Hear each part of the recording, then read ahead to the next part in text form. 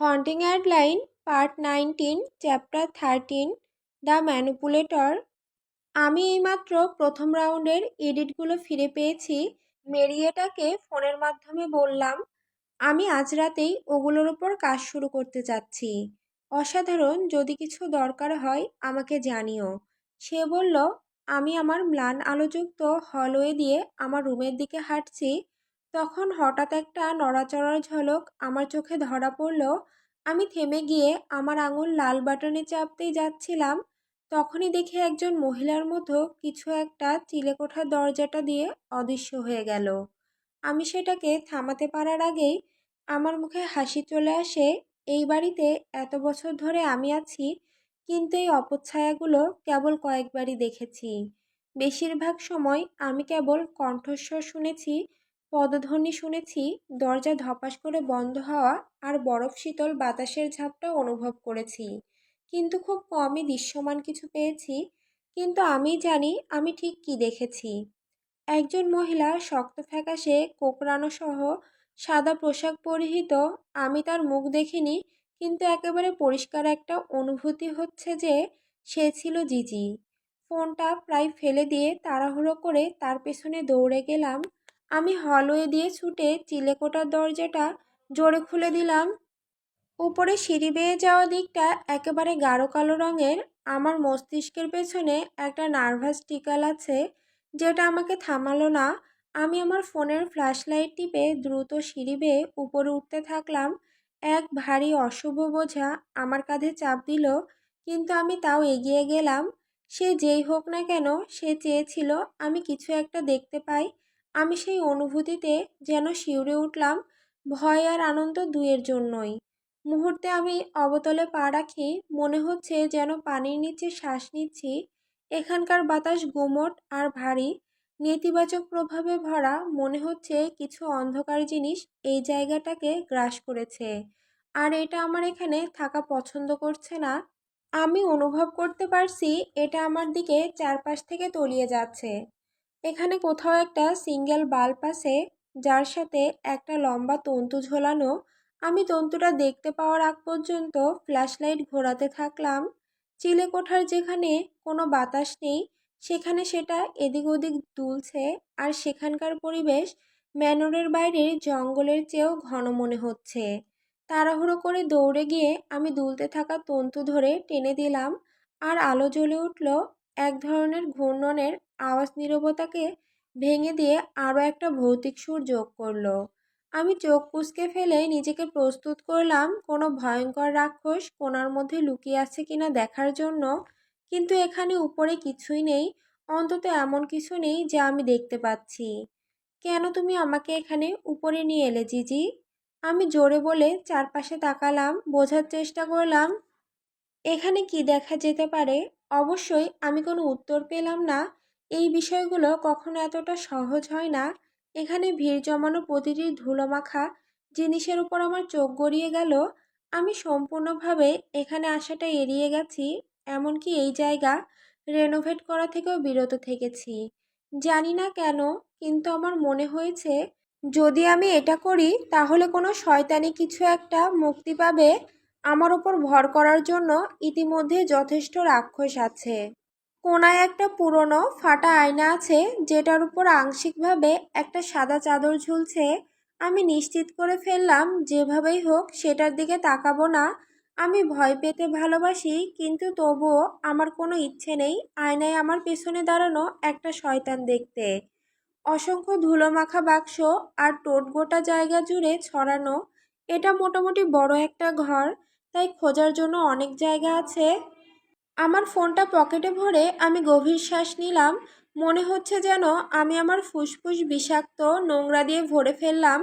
তারপর আমি একটা বাক্সের দিকে এগিয়ে গিয়ে খোঁড়াখুড়ি শুরু করলাম।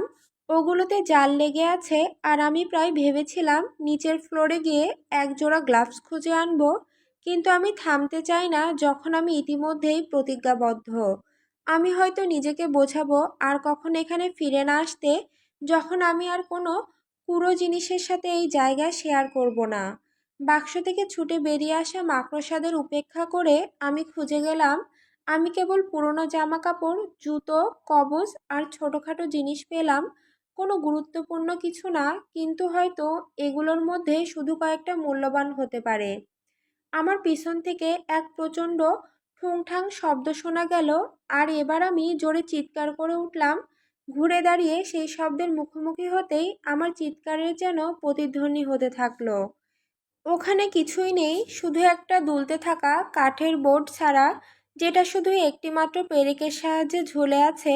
পুরো চিলেকোঠাটা কাঠের বোর্ড দিয়ে তৈরি, সেগুলোর বেশিরভাগ ইঁদুরে কাটা আর পচে গেছে। সেখানে কাঠের বোর্ডটা ছিল, সেখানে একটা তলহীন কালো গর্ত। তুমি চাও আমি আমার হাত ওঠার মধ্যে ঢুকাই, তাই না? আমি শুষ্কভাবে বলে চারপাশে তাকালাম, যদি আমি জিজিয়ের আরেকটা ইঙ্গিত দেখি, সেই আশায়। যদিও সেই ফাকিং আয়নার দিকে তাকালাম না। আমার ধপধপে বুকে হাত রেখে আমি সাবধানে দুলতে থাকা কাঠের দিকে এগোলাম। ফোনটা হাতে তুলে আবার ফ্ল্যাশ লাইট অন করে গর্তের ভেতরে আলো ফেললাম।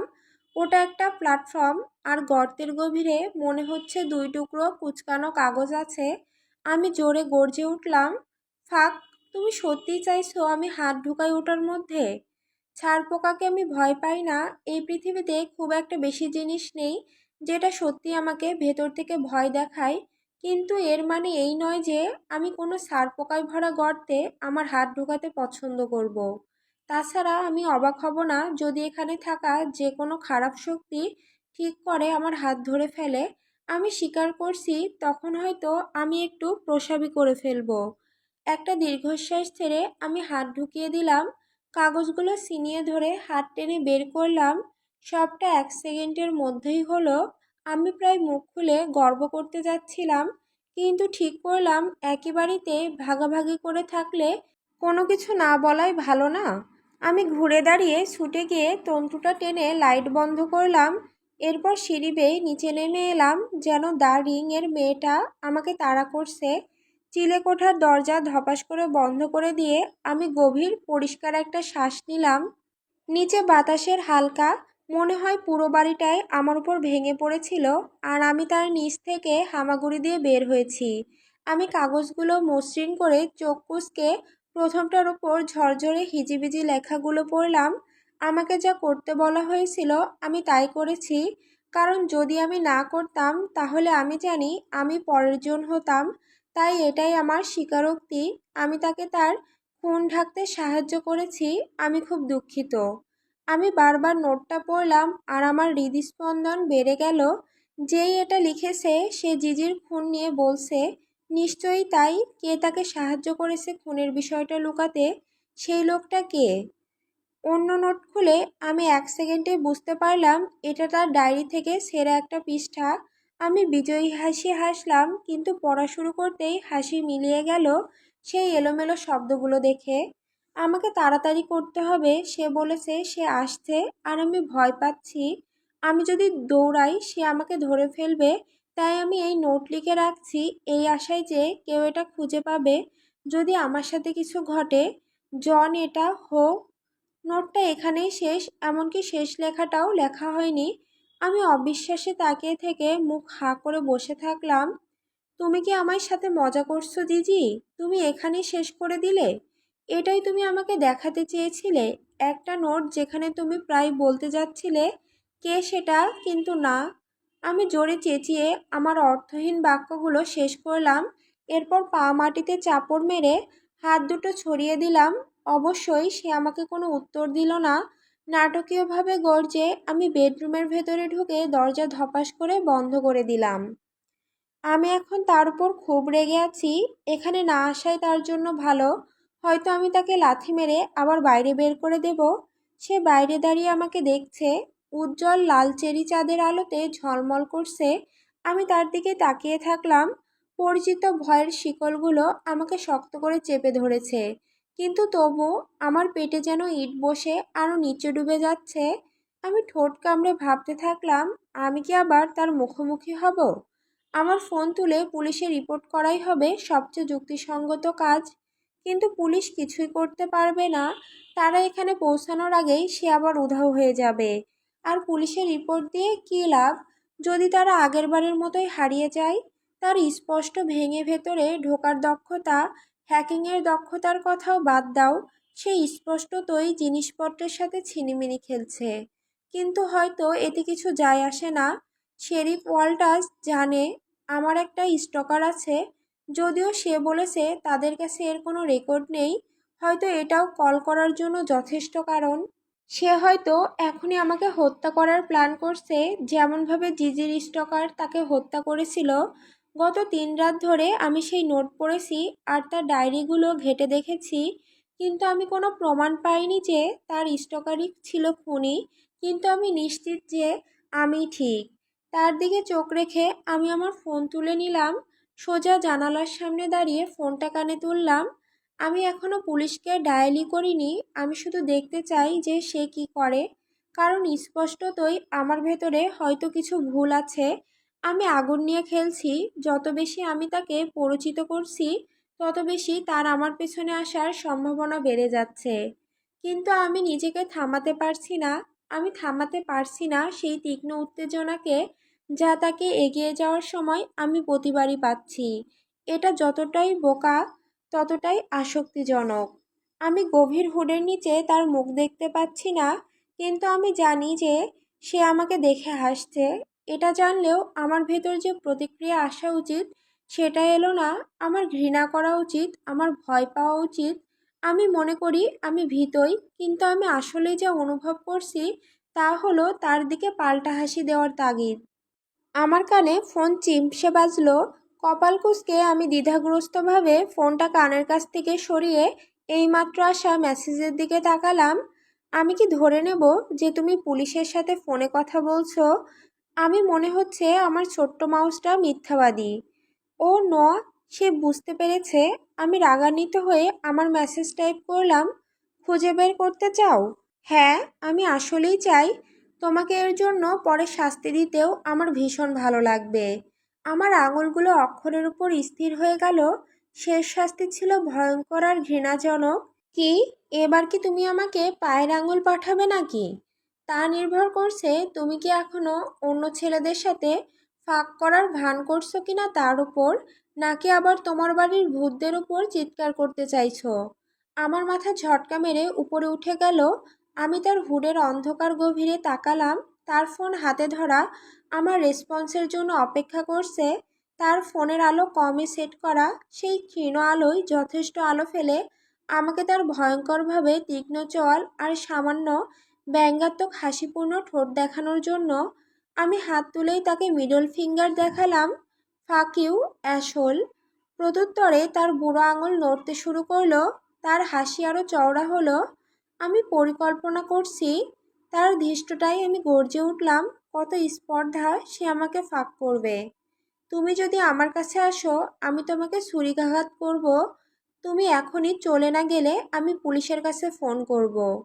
তো করো লিটল মাউস। আমি বুঝতে পারছি না সে আমাকে ছুরিকাঘাত করতে বলছে নাকি কল করতে। আমি দুটো করলেই খুশি হব। আমি ইঁদুর আর সে বেড়াল, এই ইঙ্গিতটা আমার ভালো লাগছে না। এর মানে দাঁড়ায় এই যে সে আমাকে স্বীকার করছে। সবশেষে যা আমি চাই তা হলো স্বীকার হওয়া। ফাক। আমি দ্বিধায় পড়ে গেলাম। আমাকে পুলিশে কল করতে হবে, আমাকে অবশ্যই করতে হবে। কিন্তু আমি আমার আঙুলগুলোকে নাড়ানোর জন্য রাজি করাতে পারছি না। সে আমাকে চ্যালেঞ্জ করছে, আর এটা করার পর সে কি করবে তা জানতে আমি ভয় পাচ্ছি। বিষয়টা আমি ঘৃণা করি। আমি ঘৃণা করি যে আমি তা চাচ্ছিও। হৃদস্পন্দন বেড়ে গেল।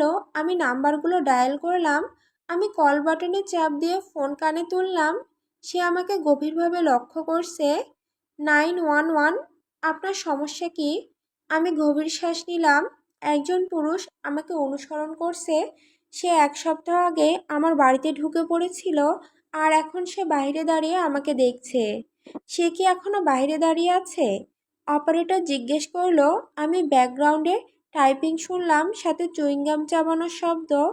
হ্যাঁ, আমি ফিসফিস করে বললাম। ম্যাম, সে কি কিছু করছে? তার সাথে কোনো অস্ত্র আছে কি? সে জিজ্ঞেস করলো। আমার জানা মতে নেই। আপনি কি কাউকে পাঠাতে পারবেন? আরও টাইপিং শোনা গেল। আপনার বাড়ির ঠিকানা বলুন ম্যাম। আমি তাকে আমার ঠিকানা বলে দিলাম। সে আরও কয়েকটি অর্থহীন প্রশ্ন করে জানালো একটা ক্রুইজার প্রায় 5 মিনিট দূরে আছে। সে আমাকে ফোনে থাকতে বলল, কিন্তু আমি থাকলাম না, আমি ফোন অফ করে দিলাম। আমার ছোট্ট ছায়া পুলিশের আসা পর্যন্ত এখানে থাকবে না। সে যেখান থেকে বেরিয়েছিল সেখানেই, অর্থাৎ বনের ভেতর অদৃশ্য হয়ে যাবে, আর কখনো খুঁজে পাওয়া যাবে না, আমি এটা জানি। আমি তার চোখ দেখতে পাচ্ছি না, কিন্তু তবুও তার দৃষ্টি আমার সঙ্গে মেলালাম। শেষবারের মতো একবার হাসি দিয়ে সে দ্রুত একটা মেসেজ টাইপ করলো। আমার ফোন বেজে উঠল, কিন্তু আমি সঙ্গে সঙ্গে তাকালাম না। আমি খুব ভয় পাচ্ছি। আর পৃথিবীর কোনো কিছুরই পরোয়া না করে সে ধীরে ধীরে ঘুরে দাঁড়িয়ে হেঁটে চলে গেল। অন্ধকার তাকে জড়িয়ে ধরে গভীরভাবে মধ্যে টেনে নিল, যতক্ষণ না সে সম্পূর্ণভাবে অদৃশ্য হয়ে যায়। যখন পুলিশ এসে পৌঁছাবে, আমি তখনই চাই যে সে চলে যাক, এমন কোনো কারণে যা আমি ঠিক বোঝাতে পারছি না। আমি পুলিশকে কল করার জন্য অনুতপ্ত হলাম। আমি শুধু চাই সে চলে যাক। পুলিশটা একজন অতিরিক্ত ওজনের মানুষ, যার ছোট ফ্যাকাশে চুল আর লালচে মুখ। দেখতে মনে হয় সে এখানে ছাড়া বাকি যে কোনো জায়গায় থাকতে চাইছে। আমারও ঠিক একই অনুভূতি হচ্ছে। এখানে কি হয়েছে ম্যাম? সে হাঁপাতে হাঁপাতে সামনের বারান্দা বেয়ে উঠে এসে জিজ্ঞেস করলো। একজন লোক আমার জানালার বাইরে দাঁড়িয়ে ছিল। আমি সংক্ষেপে বললাম, ও, ওকে। সে ওটা টেনে বলল, এটা কি এর আগেও কখনো ঘটেছে? আমি তাকে বললাম, আমি বেশ কয়েকটা পুলিশ রিপোর্ট করেছি যেগুলো হারিয়ে গেছে, কিন্তু গত কয়েক মাস ধরে এই মানুষটা আসছে, আমার বাড়িতে ঢুকছে। আগের অভিজ্ঞতাগুলো তাকে বলার পর সে তার প্যাড বের করে রিপোর্ট লিখতে শুরু করে। আপনি বললেন আপনার নাম অ্যাডেলাইন রেইল, ঠিক না? জি। সে লেখা থামিয়ে আমার দিকে তাকালো, যেন সে অন্য কাউকে দেখছে। আপনি সেই মেয়ে না, যার বারান্দা থেকে আর্কিবাল্ড তেলাভেরা হারিয়ে গিয়েছিল? সে আমাকে উপর থেকে নিচ পর্যন্ত চোখ বুলিয়ে জিজ্ঞেস করলো। তবে আমার বুকের ওপর 1 সেকেন্ডের বেশি সময় থেমে থাকলো, যেন আমার স্তনই তাকে উত্তর দিয়ে দেবে। হ্যাঁ। আমি দাঁতে দাঁত চেপে বললাম, ধৈর্য হারাচ্ছি। সে একটা গুনগুন আওয়াজ করে জবাব দিল, আর তার রিপোর্ট লিখতে থাকলো। আপনি কি মনে করেন সে একই লোক ছিল? না, হলে আরও বেশি জঘন্য হতো। আমি নিচু স্বরে বললাম। যখন পুলিশটা আমার দিকে কেবল আর চোখে করে তাকালো, তখন আমি দীর্ঘশ্বাস ফেললাম। হ্যাঁ, আমি তাই মনে করি। এরপর সে লেখা থামিয়ে কয়েকটা সাধারণ প্রশ্ন করলো। কোনো বর্ণনা আছে কি? তুমি জানো সে কে হতে পারে কি না, ইত্যাদি। আমি যতটুকু তথ্য জানি সব বললাম, তবে সবচেয়ে গুরুত্বপূর্ণ জিনিসটা বাদে আমি তাকে টেক্সট মেসেজগুলোর কথা বললাম না। জানি না কেন, কিন্তু সেগুলো ব্যক্তিগত মনে হয়, যা একদমই বোকামি। কোনো মানে হয় না, কিন্তু তবু আমি মুখ খুললাম না। পুলিশ অফিসার কোনো কাজে লাগার মতো তথ্য ছাড়াই চলে গেল, কিন্তু সে একটা পুলিশ রিপোর্ট নিয়ে গেল, আর সেটাই আসল ব্যাপার। গরম পানিতে শাওয়ার নিয়ে বিছানায় গা এলিয়ে দেওয়ার পরই আমি তার শেষ মেসেজটা পড়লাম। যত বেশি তুমি আমার কথার অবমাননা করবে, শাস্তি তত কঠিন হবে। আমি এই ছোট্ট শিশ্নের প্রিককে খুঁজে বের করব। দায়ের আগে ঘোষণা দিল। সে প্রায় কিবোর্ড ভেঙে ফেলছে টাইপ করতে করতে। জানি না কী লিখছে। আমি সবে তাকে গতরাতের ঘটনা বলেছি। আমি আমার ড্রিঙ্কসকে এক চুমুক নিলাম। এটুকু যথেষ্ট নয়, তাই আরেকটা চুমুক নিলাম, এবং শেষে পুরো জিনিসটা একদম গলাধঃকরণ করে ফেললাম। আমরা দুজনেই আমাদের নিজ নিজ কাজ করছি, কিন্তু আমার ওই ছায়া যখন আরও বেশি করে আত্মপ্রতিক্রিয়া করতে শুরু করেছে, তখন সে আমাকে বাড়িতে একা ফেলে যেতে চায়নি। শিষ্ণ আর প্রিক একই জিনিস, আমি বললাম। সে আমার দিকে তাকালো। তার মুখে আমার ঠিক গত রাতের ভাবনাটা প্রতিফলিত হলো। তোর কোনো সমস্যা? আমি একটা কাজ ঝাঁকি দিলাম। আমি শুধু বলছি, তুই তো ওকে ছোট শিষ্ণের প্রিক বললি। সে চোখ উল্টিয়ে আমার উপেক্ষা করে আবার ল্যাপটপে টাইপ করা শুরু করলো। হয়তো কিছু হ্যাক করছে, যদিও আমি কল্পনাও করতে পারছি না সে আসলে কি হ্যাক করছে। আমার ফোনটা যেন না হয়। ওখানে আমার নোটস আছে। আমার মুখ ফ্যাকাশে হয়ে গেল। ও গড, যদি সে হ্যাক করে ওগুলো খুঁজে বের করে।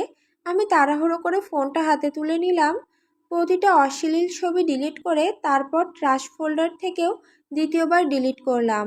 আমার কিছুটা দুশ্চিন্তা কমলো, কিন্তু পুরোটা নয়। সে তো এর আগে হ্যাক করে থাকতে পারে। আমি কি জানি এখন থেকে আমার সারা জীবনের জন্য এটার উপর অনুশোচনা হবে। আমার ভেতরের ক্রাইসিস খেয়াল করে দায়া আমার দিকে ফোকাস করলো। তার ভ্রু উদ্বেগে কুঁচকে গেল। তুই ঠিক আছিস গার্ল? আমি গলা পরিষ্কার করলাম। ও কি আমার ফোন হ্যাক করে আমার নোটস খুঁজে বের করতে পারবে? সেই সম্ভাবনা কতটা? তার ঠোঁট কেঁপে উঠল, আর সেটা তার মুখ থেকে উড়িয়ে দেওয়ার একটু দূরেই আমি আছি। বেবি গার্ল, ওই বীজ তোকে সম্ভবত হাজারবার তোর রুমে নগ্ন হতে দেখেছে। আমার চোখ আরো বড় হলো, কারণ আমি তো এটা এখন পর্যন্ত ভাবিইনি। ও মাই গড, তুই কেন জিজ্ঞেস করছিস? দায়া জিজ্ঞেস করলো, তার কণ্ঠ সন্দেহে ভরা। আমি আমার ঠোঁট একসাথে চেপে ধরলাম দ্বিধায়। এই মুহূর্তে দায়ের কাছে টেক্সটগুলোর কথা না বলার একমাত্র কারণ হচ্ছে তার আসন্ন রাগ। অবশেষে সাহস জোগাড় করে আমি তাড়াহুড়ো করে বলে ফেললাম, তুই কি একটা অজানা নাম্বারের ঠিকানা বের করতে পারবি?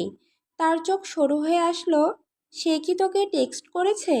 লজ্জায় আমার ভেতরে ঢুকে পড়ল। আমার আগেই ওকে বলা উচিত ছিল, কিন্তু আমার ভেতরে এক অদ্ভুত রক্ষণশীল চাহিদা কাজ করছিল টেক্সটগুলো নিজের কাছে রাখার, ঠিক যেমনটা পুলিশ অফিসারের সাথেও হয়েছিল। এখন আমি বুঝতে পারছি এটা কতটা বোকামি। যখন দায়া হলো পৃথিবীর সেরা হ্যাকারদের একজন, অন্তত ও তাই বলে। যাই হোক, আমি লজ্জিতভাবে মাথা নেড়ে ওকে ফোনটা দিলাম। থ্রেড আগেই ওপেন করা আছে। সে আমার হাত থেকে সেটা কেড়ে নিয়ে আমাকে জ্বলন্ত দৃষ্টিতে তাকালো, আর সেগুলো পড়লো। তার চোখ আবার আমার চোখে ফিরে আসলো। মনিতে আগুনের শিখা নাচছে। তুই এখন এগুলো আমাকে দেখাচ্ছিস? আমি একটা দীর্ঘশ্বাস নিলাম। আমি জানি আমি একটা স্টুপিড বিচ। আমি শুধু জানি না দায়া, সত্যিই জানি না তুই কি এর ঠিকানা বের করতে পারবি। আমি তাকে এখনো ক্ষমা করিনি, কিন্তু চেষ্টা করে দেখি। আমি তার রাগ নিয়ে চিন্তিত হলাম না। দায়া একসাথে সাপের কামড় খেলেও ওকে তা মাফ করে দিতে পারে। এখন সে শুধু জয়ের খেলা খেলছে, যা পরাজয়ের মতো তার মুখে বসে হয়েছে। তার ঠোঁট নিচের দিকে বাঁকানো। কয়েক সেকেন্ডের মধ্যে তার ভ্রুকুটি আরও গভীর হলো। সে স্ক্রিনের দিকে আরও ঝুঁকে এখনও অত্যন্ত দ্রুতগতি নিয়ে টাইপ করছে। কয়েক মিনিট পরে সে তার হাতের তালু গ্রাইনেটের উপর ঠেস দিয়ে পেছনে ঝুঁকে পড়ল। তার মুখে একটা স্পষ্ট রাগ। আনস্টেচেবল। সে বলল, আমার উদ্বেগ আবার প্রকাশ পেল। তাহলে এই মানুষটা আমার সিকিউরিটি ক্যামেরা হ্যাক করতে পারে, ওপর থেকে নিয়ন্ত্রণ করতে পারে, আবার খুঁজে পাওয়া যাবে না এমন নাম্বার থেকে আমাকে টেক্সটও করতে পারে। যার মানে সে সম্ভবত আমার ফোন হ্যাক করেছে এবং আমার নোটস পেয়েছে। সে আমার দিকে তাকালো। আমি ইতিমধ্যে উত্তর জানি, এটা সম্ভব।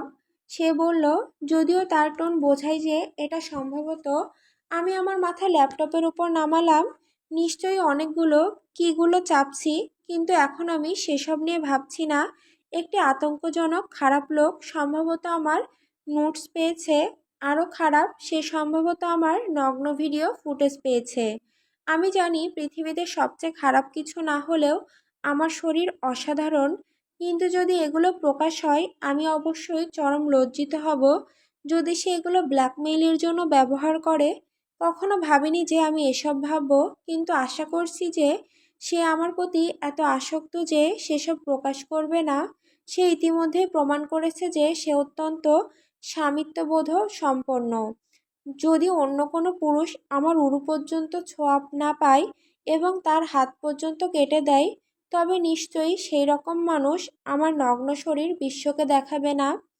তুই কি এগুলো ডিলিট করেছিস? আমি আমার কপাল ল্যাপটপের কিগুলোর উপর ঘষলাম। শব্দে আমি সংকুচিত বোধ করলাম। যদি আমি না থামি, আমার বড় মাথা ল্যাপটপটা নষ্ট করে ফেলবে। আমি মাথা তুলে দায়ার ভদকা আর আনারস জুসের গ্লাস তুলে নিলাম। এরপর গলাধঃকরণ শুরু করলাম। সে অভিযোগ করলো না, বরং সে পুরো বোতল ভদকা আমার দিকে সরিয়ে করে দিল। এটা নিয়ে মগ্ন থাকিস না। যদিও সে এখনো এগুলো নিয়ে কিছু বলেনি, তার মানে ভালো সম্ভাবনা আছে তার কাছে ওসব নেই। তার কথা আমাকে খুব বেশি আরাম দিল না, তবে আমি কৃতজ্ঞতা প্রকাশ করলাম। তুই তোর নোটস কার কাছে পাঠিয়েছিলি? সে জিজ্ঞেস করলো। সে আমার হাতে থাকা ভদকার বোতল ছিনিয়ে নিল। আমি এক বড় চুমুক নিয়েছি। আমি 20 বছর থেকে কোনো নোটস পাঠাইনি। আমি নোটস নিই কারণ আমি আমার শরীর পছন্দ করি এবং সারাদিন সেদিকে তাকিয়ে থাকতে চাই। দায়া হাসল। আমি তোকে সত্যিই ভালোবাসি। দুঃখজনকভাবে সে হয়তো একা নয় যে কিনা আমাকে সত্যিই ভালোবাসে।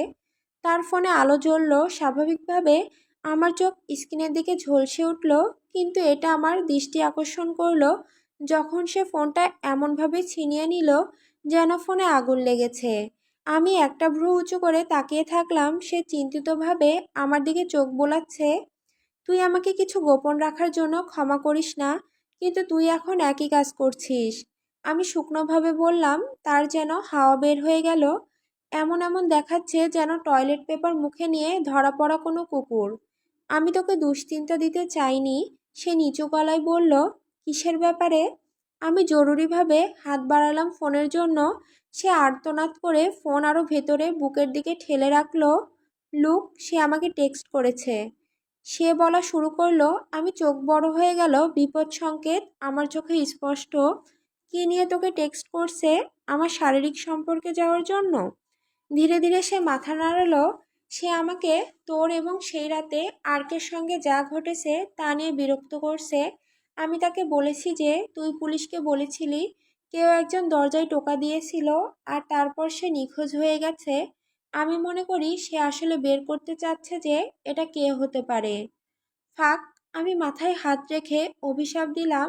স্পষ্টতই মাছ ধ্বংসযজ্ঞ শুরু করে দিয়েছে। সে হতাশ হয়ে স্বীকার করল, শুধু যে তার বেস্ট ফ্রেন্ড মারা গেছে তা নয়, পুরো পরিবারও।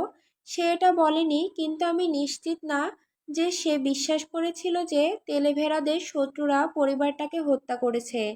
আমি লুককে বলেছিলাম যে তোর কিছু করার নেই।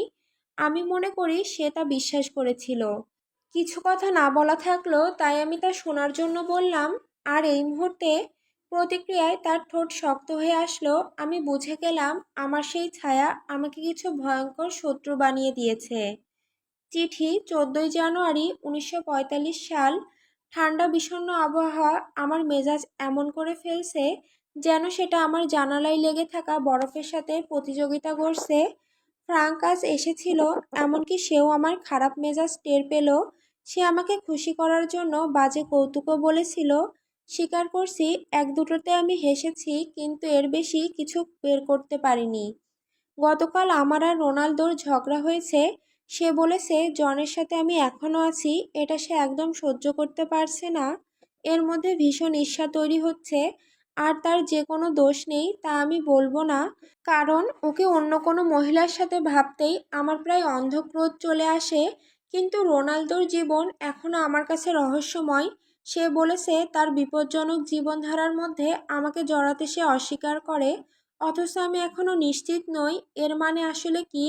আমি কিভাবে আমার মেয়ের জন্য স্থিতিশীলতা ছেড়ে দেব শুধুমাত্র এমন একজন পুরুষের জন্য যার জীবন এখনও রহস্যময় আর বিপজ্জনক?